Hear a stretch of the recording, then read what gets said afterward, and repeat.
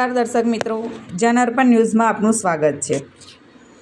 વડોદરાના મધ્યમાંથી પસાર થતી વિશ્વામિત્રી નદીના કાલાઘોડા બ્રિજ પર યવતેશ્વર ઘાટથી એક વ્યક્તિએ નદીમાં ઝંપલાવી પોતાનું જીવન ટૂંકાવ્યું હોવાનો કોલ દાંડિયા બજાર ફાયર સ્ટેશનની ટીમને મળતા ગુરુવારે બપોરના સમયે ટીમે નદીમાં શોધખોળ હાથ ધરી હતી। જો કે ત્યારે મૃતદેહ ન મળતા ફાયરની ટીમ પરત ફરી હતી।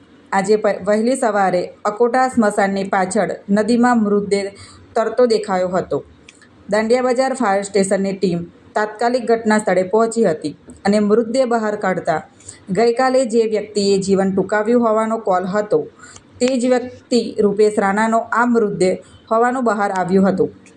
સમગ્ર મામલે કયા પોલીસ સ્ટેશનની હદ છે તેના મતાંતર હોવાના કારણે કેટલાક સમય સુધી મૃતદેહ ત્યાં રઝળતો પડી રહ્યો હતો।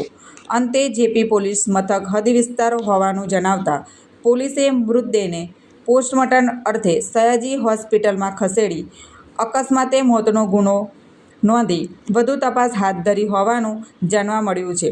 આવા જ નવા સમાચાર જોવા માટે જોડાઈને રહો જનઅર્પણ ન્યૂઝ સાથે। અમારી ચેનલને લાઇક કરો, શેર કરો, સબસ્ક્રાઈબ કરો। ધન્યવાદ।